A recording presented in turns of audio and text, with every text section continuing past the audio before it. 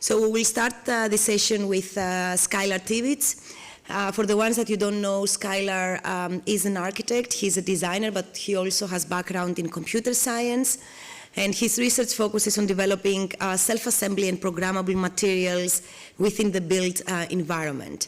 Skylar is the founder and co-director of the Self-Assembly Lab at the MIT in Boston, and he's an associate professor of design research in the Department of Architecture. He's that weird guy that he's doing programmable matter and materials that assemble and disassembly through some natural inputs. He has designed, built large-scale installations, and he has exhibited in galleries around the world, including the Center Pompidou, the Philadelphia Museum of Arts, among others, as well as Victoria and Albert Museum. He's the author of a series of books, including the Self-Assembly Lab, Experiments in Programming Matter, the Active Matter, and the co-editor of Being Material at the MIT. So, Skylar, are you on the screen? Or am I talking alone? Yes. Yeah, I can hear you, and hopefully you can see me. Hi there, good to have you. Thanks for joining us, and please, the floor is yours. Yeah, thanks so much. I will share my screen. So I'm Skylar Tibbits. I'm faculty at MIT, and I run a research lab called the Self-Assembly Lab. The Self-Assembly Lab is focused on how we can take simple materials in response to their environment.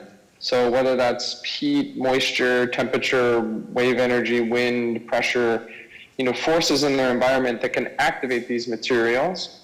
And we can fabricate these materials in two-dimensional or three-dimensional structures using various forms of fabrication, whether that's printing, lamination, weaving, knitting, injecting, etc. And we can build these complex and intricate geometric structures, tapping into the material properties activated by natural energy sources in the environment that can then create transformation. They can be programmed in this way to embed information, to sense, to actuate, to assemble, to transform, etc. So in this way, we can activate our simple materials using abundant energy sources. And over the years, we've done a lot of research on this, from 4D printing, where we print structures that transform underwater, to auxetic structures that morph based on sunlight or 30 to 40 Celsius, to textiles that respond to pH or moisture or body temperature, to our liquid printing work, where we can print in a non-gravity environment and print soft robotics that morph to the shape of the body, for example. Or our self-assembly work, where we look at components in different environments, like underwater, using wave energy or current flow to assemble things like chairs or weather balloons that float around in the air and assemble into lattice structures. In this case, it has Velcro nodes. They float around in the courtyard outside of our lab, and they assemble into different geometric structures like beams or cubes, etc. And so over about 10 years, we've done lots of research in materials, in components that can assemble themselves, exploring different environments, etc.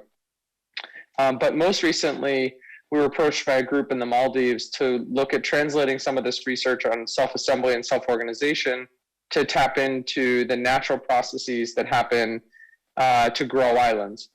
And we were really struck by the limited available possibilities of how you address sea level rise or erosion.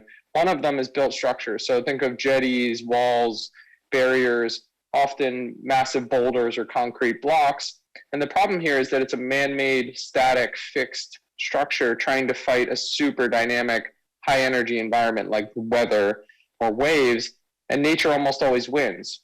There's many examples here on the East Coast, for example, where the Army Corps of Engineers would build a static structure to try to stop erosion, and then the erosion would get amplified and many more houses would go underwater. And so these static structures do little to actually minimize the effect of nature. And then the other dominant one is dredging. And you'll see this in almost any coastal region. They pump sand from the deep ocean and they pump it back to the beach. The problem here is it doesn't stop the fundamental problem. It's really just a Band-Aid solution. It costs many millions of dollars. It's super toxic and harmful to the marine environment. So it's really not a great solution. And they do the same thing in the Maldives. So they can build a new island in roughly a month using dredging. And it's really not great. But what we became fascinated by is that at the same time that it took them to build this island using dredging, 3 other islands, or in this case sandbars, formed themselves. So these sandbars self-organized. And really the question is, how can we tap into that? So could we utilize the natural forces of the ocean, waves and currents, to promote the accumulation of sand? And so we started to study natural sandbars in the region, when they occur, why they occur. We tried to look at all the different reasons, both based on the forces of the ocean and the bathymetry, the geometry underwater, that promotes the accumulation of sand. And so we're proposing to work with the forces of nature to build rather than destroy. And in our lab, we set up various tanks, we pump waves, we place different geometries underwater, we flow different current patterns, and then we try to study what the sand accumulation is based on the change of the geometry and the force of the ocean. And so the relationship between those two is what guides that self-organization process. So we did hundreds of different tank experiments, we changed the geometry, we changed the location, we changed the pattern of the forces in the ocean, and we get these self-organizing structures. And we try to study why and when these patterns emerge. And then so far, we've done 2 field experiments in the Maldives. So we take the best of what we've seen from the tank, and then we scale that up 1-to-1, and we place it in the site in the Maldives. The last time we went there was in 2019. So we did roughly a 20 meter by 4 meter installation. That was the best geometry that we found in the lab, scaled up to full scale. It's a 2 meter deep lagoon. They're placed in there, and then we watch them. So we watch the effect of sand and the effect of the storms, the current flow, the wave generation, and how the sand accumulates. So over the course of roughly 4 months, we saw 300 cubic meters of new sand accumulate. And so we measure that physically. We fly drones to document it, and then we get SkySat satellite imagery that we watch on a weekly or monthly basis. And then we've been monitoring this ever since we installed it. And actually, coincidentally, next week, we're going back for a 3rd field install, and we have a National Geographic grant to continue to study this. And so we measure the sand in different seasons. There's 2 predominant seasons. There's a northeast and southwest season. And we try to study how that current flow from those 180-degree directions changes the accumulation of sand. So this is super early days, but the vision here is that you could have easily deployable, low-cost systems that you can put into the field. You're not controlling nature or controlling the environment. Obviously, we can't control when storms will come, when waves or currents will flow, but we know they will flow in certain seasons. And if you can then deploy these geometries, you could promote the accumulation of sand in strategic or useful areas rather than having it either erode or get deployed into non-useful areas. So it's almost like gardening. You can cultivate the accumulation of sand based on the forces of nature. So all of this research is really pointed towards this vision of the lab that today we build smart robots and machines, and tomorrow we'll build smarter materials and environments.